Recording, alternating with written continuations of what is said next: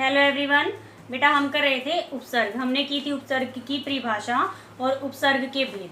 तो अब उपसर्ग के भेद यानी कि संस्कृत के उपसर्ग तो हमें किस तरह से, सबसे पहले मैंने बताया था कि उपसर्ग जो है स्वतंत्र नहीं होता। अब देखो इसका यहाँ पर एक अर्थ हमने नहीं लिया है, अभाव लिया है। तो यहाँ पर देखो एक वाक्य, मोहन बुद्धिमान नहीं है। तो यहाँ पर हम इसको हटाकर ए का प्रयोग नहीं कर सकते। तो इसलिए ये शब्दांश होते हैं, ये स्वतंत्र नहीं है, ये शब्दों के साथ जुड़कर अपना अर्थ प्रयुक्त करते हैं। यहाँ पर अबुद्धिमान तो हो सकता है, लेकिन नहीं की जगह इसको प्रयुक्त नहीं किया जा सकता। तो ये है आपका ए का अर्थ होता है नहीं, अभाव। तो हमारा टुकड़े का और हमारे शब्द का आपस में, हमारे जो शब्दांश है उपसर्ग, उसका भावार्थ और शब्द का अर्थ मिलना चाहिए। जब हम अगम, धर्म यानी कि अधर्म, पहले धर्म था वो कि धर्म का कार्य है, अब अधर्म, अज्ञान, असत्य, अबोध, आ से आ का अर्थ होता है तक, पूर्ण, सहित। अब इसके साथ आ धन आकाश, आ धन मरण, आमरण, आजन्म, आजीवन। तो इसी तरह से अधिक, ऊपर की ओर, श्रेष्ठ, अधिकार, अधिकरण, अध्यक्ष, अध्यात्म, सुपुत्र, सु से सु का अर्थ अच्छा, सुपुत्र, सुगम, सुकवि। तो यहाँ पर हमने ये सारे संस्कृत के उपसर्ग देखे। और भी बहुत सारे उपसर्ग हैं जो कि हम अभी करेंगे। तो इसमें ये देखिए, आपका एक बात ध्यान रखना, जो शब्दांश मूल शब्द में मिलकर अर्थ बदल देते हैं, अर्थ में विशेषता ला देते हैं, नया शब्द निर्माण कर देते हैं, वो जब नया शब्द बनता है उनसे तो वो अविकारी हो जाता है। और ये जो उपसर्ग होते हैं ये विकारी शब्दों के साथ जुड़ते हैं, चाहे वो प्रत्यय हो चाहे वो उपसर्ग हो, दोनों ही शब्दांश हैं। एक शब्द के पूर्व में जुड़ता है, प्रत्यय जब हम करेंगे तो प्रत्यय में हम वो शब्द के पीछे जुड़ेगा। तो इस बात का आपको ध्यान रखना है, जो उपसर्ग हैं वो शब्दांश हैं, वो स्वतंत्र नहीं होते, वो स्वतंत्र वाक्य में प्रयुक्त नहीं हो सकते। शब्द के पूर्व में, प्रारंभ में लगकर वो अर्थ में परिवर्तन ला देते हैं, विशेषता ला देते हैं, उसका निर्माण करते हैं। जिस तरह से यहाँ आ, तो इनका टुकड़ों का अर्थ, शब्दांशों का भावार्थ और आपस में शब्दों का अर्थ मेल खाता हो। तो एक बार यहीं से देख लेते हैं, आपसे दो तरह के प्रश्न पूछे जाते हैं, दो तीन तरह के। ये देखिए,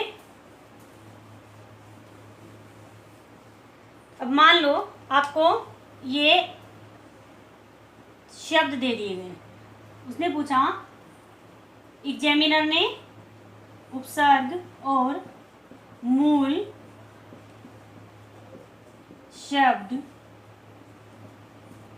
अलग कीजिए।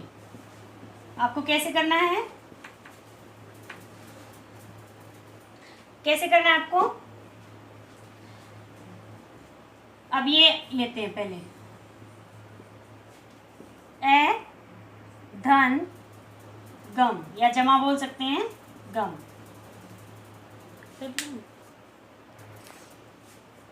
तो यहाँ ए धन गम।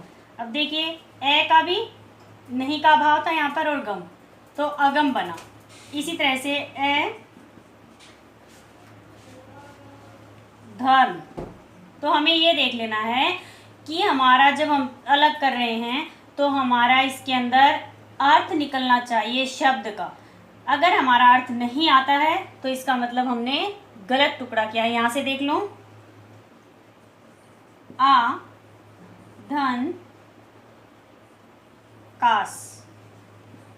तो इस तरह से अब यहाँ हम लिख सकते हैं उपसर्ग और मूल शब्द पूछा है ना हमसे, मूल शब्द। अब आपका आ जाएगा, यहाँ से ले लेते हैं अधि, तो और ये आपका मूल शब्द हो जाएगा कार। इसी तरह से अधि यक्स, ये आपका मूल शब्द, और ये आपको इस तरह से निकाल कर देने होंगे। दूसरा जो प्रश्न पूछा जाता है दूसरी तरह का, वो इस तरह से है। उपसर्ग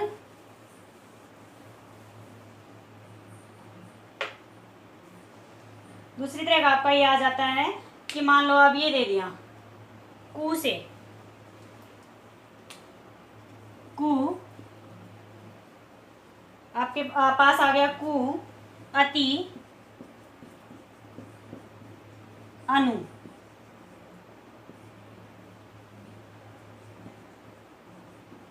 उपसर्ग से शब्द बनाइए। वो क्या था, पहला पर्सन हमारा जो था एक तरह का पर्सन, अब दूसरे टाइप का पर्सन।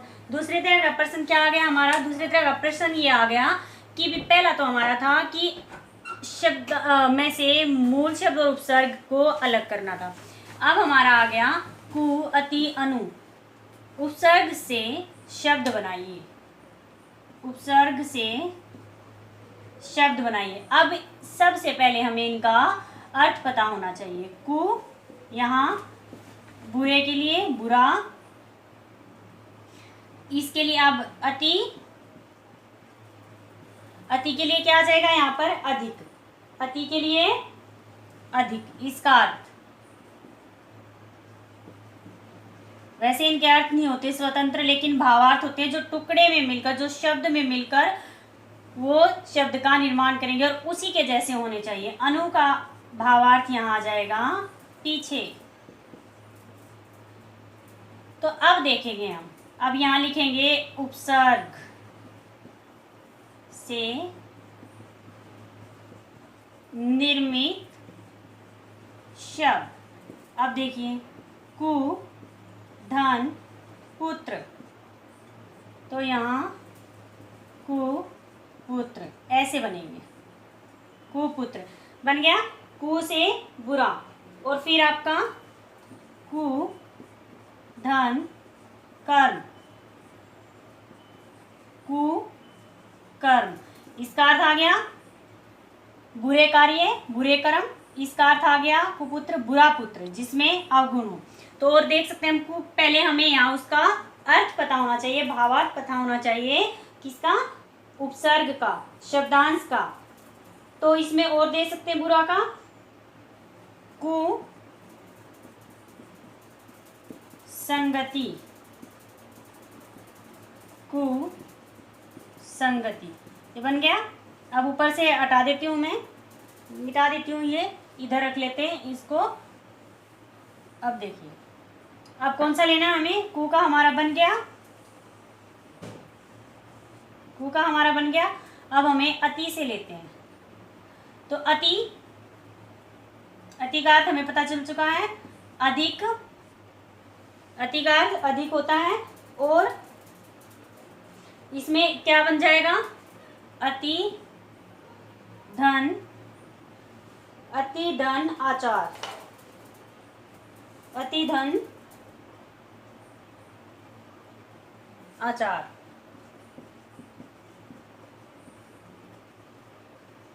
अत्याचार।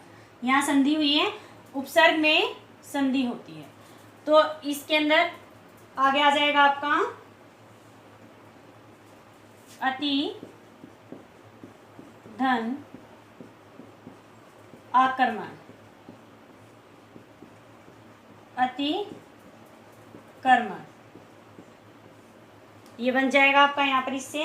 अब अगला देख लेते हैं अनु का, ये हो गया, इसको हटा देते हैं यहाँ से। हमारे पास रहता है अब अनु का। अनु का क्या अर्थ लिया हमने, पीछे, अनु, अनुधन करण, अब का आ गया अनुकरण। और देख लेते हैं इसी के अनु के उदाहरण। अनु, अनु प्लस, या इसको धन बोल सकते हैं, कुल। ये आपके योग से बन रहे हैं अनुकूल। इस तरह से आपको अलग उससे उपसर्ग से और शब्द को जोड़कर आपको नया शब्द बनाकर या उसमें विशेषता लाकर दिखाना होगा। और देख लेते हैं अनुरूप।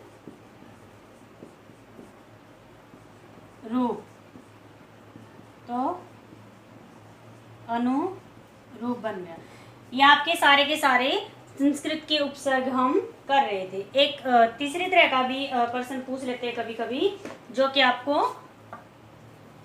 एग्जामिनर या कॉम्पिटिटिव एग्जाम्स में अधिकतर पूछा जाता है। इस तरह का प्रश्न जो मैं अभी डाल रही हूँ, जो आपका 10th तक का सिलेबस है, 9th तक का सिलेबस है, उसमें इस तरह से ही पूछा जाएगा। मूल शब्द को और उपसर्ग को अलग अलग करवाया जाएगा दिए हुए शब्दों में से। फिर आपको उपसर्ग दे दिया जाएगा, उससे निर्मित शब्द करवाए जाएंगे। 2 शब्द निर्मित करो, 2 शब्द बनाइए या 3 शब्द, वो इस तरह से डाल देंगे। एक प्रश्न इस तरह से पूछा जाता है, उपसर्ग विधि से नहीं बना है। उपसर्ग विधि से बना शब्द नहीं है। बच्चों आपको ध्यान रखना है, यहाँ पर खास ध्यान रखना है। आपके प्रश्न में ही उत्तर है। ये देखो, यहाँ नहीं दिए गए शब्दों में मैं यहाँ कुछ शब्द लिख देती हूँ, तो उसका मतलब है दिए गए शब्दों में उपसर्ग विधि से शब्द नहीं बना है, नहीं बना है। देखिए यहाँ पर कुमाता, कुमाता, कुलीन, कुलीन, फिर आपका कुपुत्र, कुपुत्र, और एक ऑप्शन दे दिया आपको, इनमें से कोई भी नहीं। अब देखिए, ध्यानपूर्वक देखिए, समझ आई बात। ये देखो आप, कुमाता, अब हम देखें तो कु से तीनों ही शब्द बने हुए हैं। एक तरह से अगर हम पढ़ने पर देखते हैं, अगर हमें अर्थ नहीं मालूम है तो देखो, कु, कु और कु तीनों ही बने हुए हैं, तो हम फटाफट देख देंगे इनमें से कोई नहीं, जो कि गलत होगा। बच्चों इसमें क्या आ जाएगा, अब ये देखो, हमें टुकड़ा करना होगा।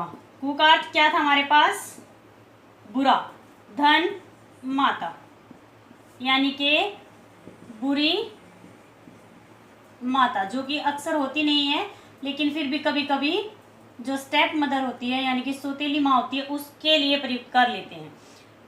तो यहाँ कु, धन, पुत्र, जो कि अभी हमने पीछे उदाहरण में भी देखा था, इसका अर्थ क्या आ गया, बुरा पुत्र। तो ये भी हमारा उपसर्ग से निर्मित है शब्द, ये भी हमारा उपसर्ग से निर्मित है। ये अब बचा, इसको देखते हैं। कु का अर्थ प्लस लीन, कोई नहीं, यहाँ बुरा आ ही नहीं रहा है। ये आपका कुलीन, कुलीन होता है अच्छे कुल का, इसका अर्थ है अच्छे कुल का। तो पहले हमें टुकड़े का भावार्थ, यानी कि जो हमारे पास शब्दांश है, उपसर्ग है, उसका भावार्थ देखना है। अब हमें अर्थ पता था तो हमारा निकला है, जो हमारा शब्द है यहाँ उपसर्ग विधि से जो नहीं बना है वो है कुलीन। इससे आगे संस्कृत के वो अव्यय शब्द हम कल करेंगे जो हिंदी में उपसर्गों की तरह प्रयोग होते हैं, लेकिन वो उपसर्ग नहीं है, वो संस्कृत के अव्यय हैं, मूल उपसर्ग नहीं है। अब एक उदाहरण और देख लेते हैं इसी का। इसी तरह से इसी का कि भी निर्मित शब्द, आप जो शब्द निर्मित नहीं है उपसर्ग से, वो बताना है आपको। एक देख लेते हैं, दुकाल। एक देख लेते हैं, दूसरा उदाहरण ले लेते हैं हम, कुपूत। एक ले लेते हैं हम दुकान।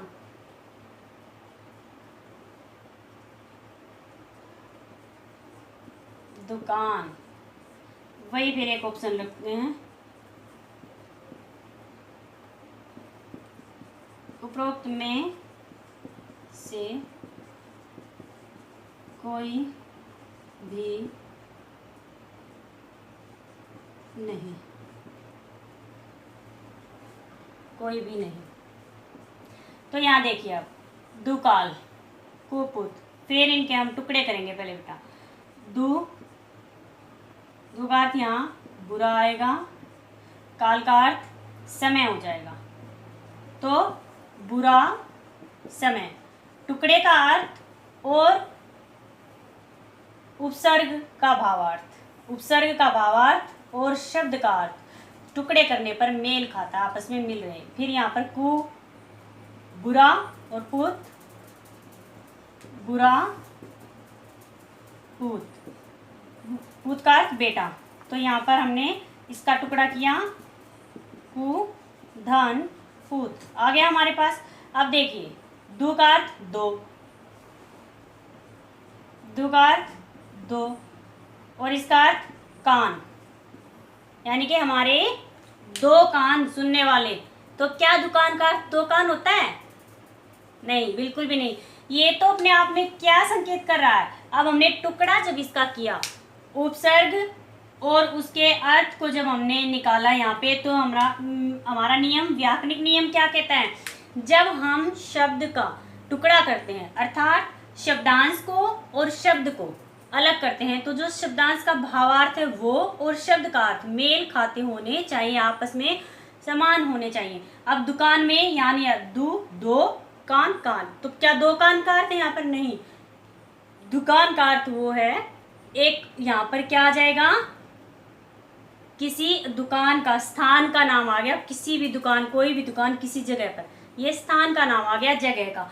तो और कौन सी जगह? जहाँ पर वह स्थान जहाँ आजीविका चलाने के लिए सामान बेचा जाता है। तो ये हमारा उपसर्ग से निर्मित नहीं है, बाकी दोनों उपसर्ग विधि से बने हुए हैं। उम्मीद करती हूँ बच्चों आपको यहाँ तक समझ आ गया होगा। अब आप इसको अलग अलग करके निकालोगे। अभ्यास से ही आपको ये सीखने में सरलता होगी, क्योंकि पहले आपको शब्दांशों के अर्थात उपसर्ग के अर्थ भावार्थ देखने होंगे, फिर आपको शब्दों के साथ उनको जोड़ना होगा। और वो उसी तरह, जैसे संस्कृत के उपसर्ग हैं तो संस्कृत यानी कि तत्सम शब्दों के साथ जुड़ेंगे, हिंदी के उपसर्ग हैं तो वो हिंदी के उपसर्ग यानी कि तद्भव शब्दों के साथ ही जुड़ेंगे। इस तरह से जिस प्रकार का शब्द होगा उसी प्रकार का शब्दांश अर्थात उपसर्ग उसके साथ जुड़ेगा प्रारंभ में, तब वो शब्द बनाएगा नया। तो यहाँ तक की विधि आपको समझ आ गई होगी। धन्यवाद, बाकी कल करेंगे।